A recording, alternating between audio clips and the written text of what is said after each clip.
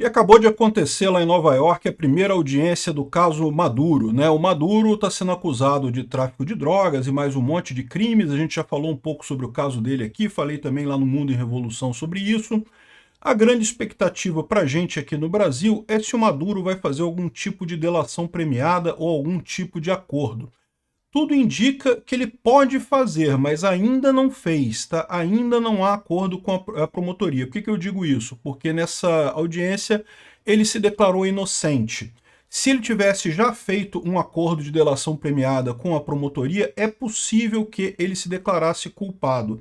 A única justificativa para ele se declarar culpado é justamente se ele já tivesse feito um acordo com a promotoria, e aí certamente a gente não sabe o que ele entregou para a promotoria, mas ele teria feito um acordo, né? Mas isso era pouco provável, tá, gente? O mais esperado mesmo é que ele se declarasse inocente. Ele não pediu fiança, tá? Isso é um ponto importante também. Ele poderia ter pedido fiança, ou seja, pedido a liberdade. É pouco provável que o juiz aceitasse, mas ele poderia pedir, o advogado, ele está com um advogado já, um advogado é um advogado famoso lá de Nova York, foi o mesmo cara que fez a defesa do Assange, do Julian Assange. O Julian Assange conseguiu liberdade provisória, né? Ele acabou aceitando um acordo com a promotoria. Então esse advogado é um advogado que consegue acordos com a promotoria. Vamos entender o que está acontecendo aqui. É o que eu digo, por enquanto não tem nenhuma boa notícia para nós aqui no Brasil ainda, mas pode vir. Pode ser que exista esse acordo do Maduro com a promotoria, entregando outras pessoas, que é o que todos nós queremos aqui no Brasil, né? Eu sou Peter Turguniev, esse é o canal Ancapso, e essas notícias foram sugeridas por Réveillon na Casa do Peter, Javier Milei, o Ancap lendário, e várias outras pessoas. Obrigado aí ao pessoal que sugeriu notícias lá no nosso site, no visãolibertaria.com, e obrigado a você que está assistindo o nosso vídeo. Se você gosta do nosso conteúdo, por favor, deixe o seu like, se inscreva aqui no canal, né? Então, a audiência do Maduro foi agora à tarde, tem aqui a imagem dele indo lá para o tribunal, né? E essa audiência é uma audiência preliminar que tem lá nos Estados Unidos, no processo penal deles lá, né? Em que justamente você tem que dizer se você é culpado ou não, se você fez algum acordo com a promotoria ou não. Acordos com a promotoria, agora no direito brasileiro tem isso, né? O acordo de não persecução penal, não persecução civil. Tem agora uns acordos na lei brasileira, mas isso não é típico da gente aqui. Lá nos Estados Unidos sempre foi muito comum esse tipo de acordo, né?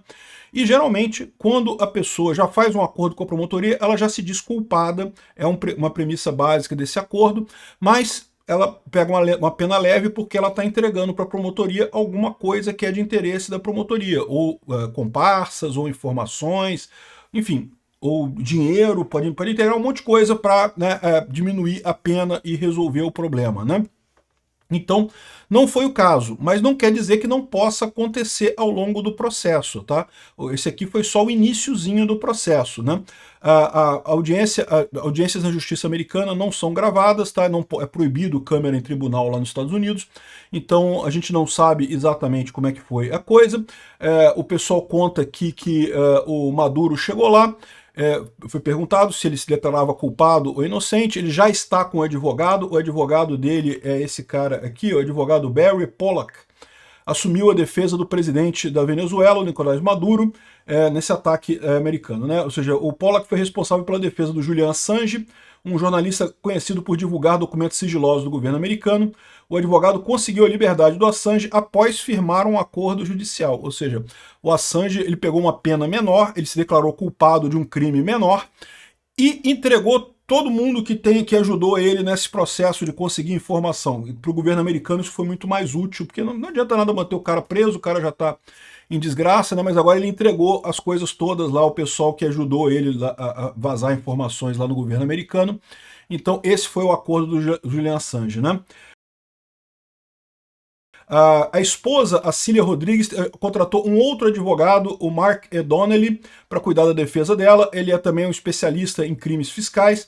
E, enfim, é de bom tom você não ter o mesmo advogado para os dois, né? É sempre positivo isso, é recomendável em termos jurídicos você não compartilhar advogados na defesa. Mas o fato é que essa foi a situação por lá, tá? Então, assim, essa primeira audiência não teve muita coisa, tá? Tem uma declaração dessa moça aqui, que é a Jéssica Carrillo. Ela fala sobre o que aconteceu hoje, e ela é uma jornalista venezuelana, então ela estava lá na audiência, e ela fala um pouco aqui sobre o que aconteceu. Eu acho que vale a pena a gente ouvir ela falando aqui. Eu vou traduzir para vocês aí à medida que ela for falando. Hola, ya concluyó la audiencia de presentación de Nicolás Maduro y Cilia Flores. La audiencia ocurrió dentro de lo esperado. Se confirmou que já Nicolás Maduro e Cilia Flores tienen defensa privada. Então ela está dizendo que já aconteceu a audiência inicial do processo do Maduro e da Cilia, né, da mulher dele, e tudo aconteceu de acordo com o esperado, e que já se confirmou que ambos têm advogados privados, já contrataram suas defesas para isso, né? Pode parecer meio rápido, né? Como é que eles conseguiram advogado tão rápido assim? Mas a verdade é que essas coisas, geralmente, isso já está pré-preparado já. Os próprios advogados têm interesse em pegar esse tipo de caso, porque não é uma pessoa conhecida, sabe que o nome vai ficar falado, então já tem já oferecem esses serviços para as pessoas, né? E quanto a ter dinheiro para pagar os advogados, o Maduro tem dinheiro, né? Ele certamente arrumou dinheiro aí, tem dinheiro escondido aí pelos lugares, né? Quienes no buscaron su libertad bajo fianza, sin embargo, dijeron que lo harían en un futuro.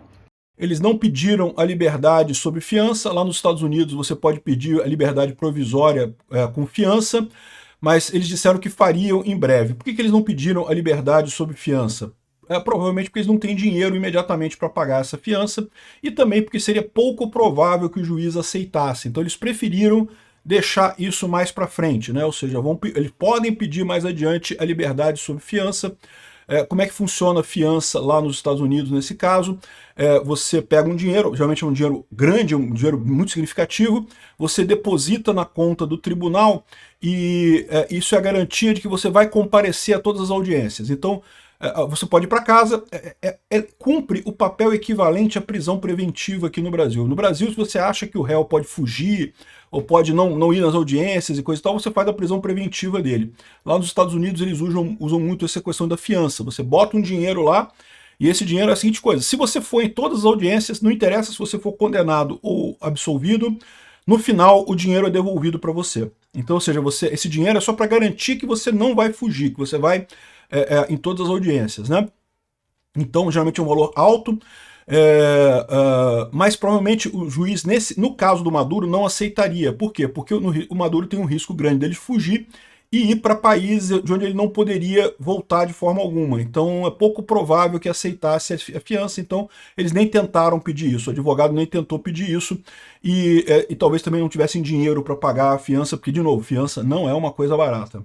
El otro aspecto destacado es que, por supuesto, se declararon no culpables, y también hablaron de que necesitaban atención médica, que durante el secuestro, estas fueron las palabras textuales de la defensa, fueron heridos, y hablan de que Cilia Flores puede haber tenido o tiene una fractura en sus costillas o algún tipo de lesión en sus costillas, y que Nicolás Maduro también tiene algunos problemas médicos que deben ser atendidos. Então, eles não pediram liberdade sob fiança, mas eles declararam que não eram culpados, que eram inocentes. Eu já expliquei para vocês, a primeira pergunta que o juiz faz é: você se declara culpado ou inocente? Né? Eles declararam inocentes, mas disseram que precisam de atenção médica. A Cilia teria machucado a coluna, e o Maduro também estaria com problemas médicos devido ao que a defesa do Maduro chamou de sequestro. Né? Essas foram as palavras da defesa, né? Ou seja, isso mostra mais uma vez que a ação toda não foi. Muita gente está falando que a ação foi combinada. Não, tá tranquilo. Não foi combinada, não, meu amigo. O pessoal foi lá e tirou o Maduro na mão grande mesmo. Tiraram o Maduro na porrada. E, inclusive, eu vou fazer um vídeo lá no canal Mundo em Revolução também, agora à tarde, em que eu falo sobre como é que foi esse processo, como é que foi a operação americana, como é que eles conseguiram fazer essa operação, o tipo de arma que eles usaram para eliminar a defesa antiaérea venezuelana ali. Realmente impressionante o ataque, tá? Foi muito bem feito, realmente. Mas foi realmente um ataque, tá? Não teve nada combinado, não. Foi um ataque. Eles tiveram que disputar com o pessoal lá, mataram as forças de defesa do Maduro e tiraram o Maduro de lá, e ele acabou se machucando nesse processo, inclusive a esposa dele também. La próxima audiencia será en marzo. Esto, por supuesto, puede moverse. Estas fechas son bastante fluidas. Ahora viene la fase de descubrimiento, que es donde la fiscalía debe entregarle a la defensa las pruebas que tiene en contra de Nicolás Maduro y de Cilia Flores, para que ellos, por supuesto, puedan prepararse para debatir y tratar de mejorar, de eliminar pruebas que no hayan sido obtenidas de forma legal o tratar de que alguno de los cargos sean desestimados. A próxima audiência do caso vai ser no dia 17 de março, mas essa data ainda não é certa, ela pode mudar. O que vai acontecer agora é a fase de descobrimento em que a defesa vai mergulhar nas provas que foram levantadas pela promotoria, né? A promotoria tem lá os motivos para acusar o Maduro de narcotráfico e coisa e tal, e agora a defesa vai ter acesso a essas provas para poder fazer a defesa do Maduro, né? E em 17 de março a gente deve ter alguma novidade nesse aspecto. O Maduro, nesse meio tempo, vai continuar detido lá em Nova York, só deve ter acesso ao tratamento médico dele, né? Entonces, tanto Nicolás Maduro como Cilia van a volver a la correccional metropolitana de Brooklyn, en donde ellos estarán ahí recluidos hasta que este proceso termine, sea cual sea el desenlace. Una de las cosas de las que se habla o que se especula es la posibilidad de un acuerdo de culpabilidad. Es una posibilidad, por supuesto, en todos los casos siempre existe esta posibilidad, pero en vista de que esto es un caso bandera del presidente Trump, também poderia não ser o desenlace e que vá a juízo. Esse ponto aqui é muito importante para a gente, tá? Ela está falando que então eles vão ficar lá na detenção lá do Brooklyn, devem ficar até o final do processo, e que é muito comum nesse tipo de caso haver algum acordo com a promotoria, né? Ainda não foi sinalizado, mas é muito provável que exista acordo nesse tipo de caso. Porém, como esse caso é um caso chave para o Trump teria que ser envolvido nisso daí, né? Lembra? O juiz, o judiciário, é um órgão independente do executivo. O Trump não manda no juiz, tá? Mas a promotoria faz parte do governo, então o Trump manda na promotoria. Então, ou seja, talvez o Trump não aceite um acordo com o Maduro. Mas eu não sei não, porque dependendo do que o Maduro entregar, pode ser muito interessante para o Trump, tanto aqui no Brasil, quanto na Colômbia, quanto no México. Lembra que a Cláudia Sheinbaum e o Gustavo Petro têm arrumado confusão, junto com o Lula, têm arrumado confusão com o Trump.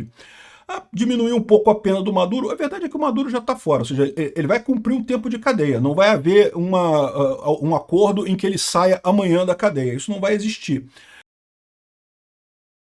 Mas ele vai cumprir algum tempo de cadeia. Daqui a pouco, sair daqui a 10, 20 anos, não vai fazer diferença para o Maduro. Eu acho que a possibilidade de um acordo é significativa nesse caso, mas vamos ver o que vai acontecer, né? Em vista de la forma espectacular en la que todo es espectacular en el sentido de lo grandioso que se ha presentado este caso o lo bandera que es este caso para el presidente Trump, y en vista de que también el fiscal es un fiscal que fue nombrado por el presidente Trump y que es de su alta confianza. Entonces, ela acrescenta que o promotor foi nomeado pelo Trump, escolhido pelo Trump. Então, de novo, ela está dizendo que acha que não vai ter acordo, por quê? Porque ela, como venezuelana, quer que o Maduro apodreça na cadeia, que não tem acordo, não que ele fique na cadeia para sempre. Mas nós, brasileiros, queremos um acordo. Não é que não, o Maduro vai apodrecer na cadeia também, mas vai apodrecer um pouco menos em troca de entregar o Lula e entregar o Gustavo Petro, entregar a Cláudia Sheinbaum também, entendeu? Então,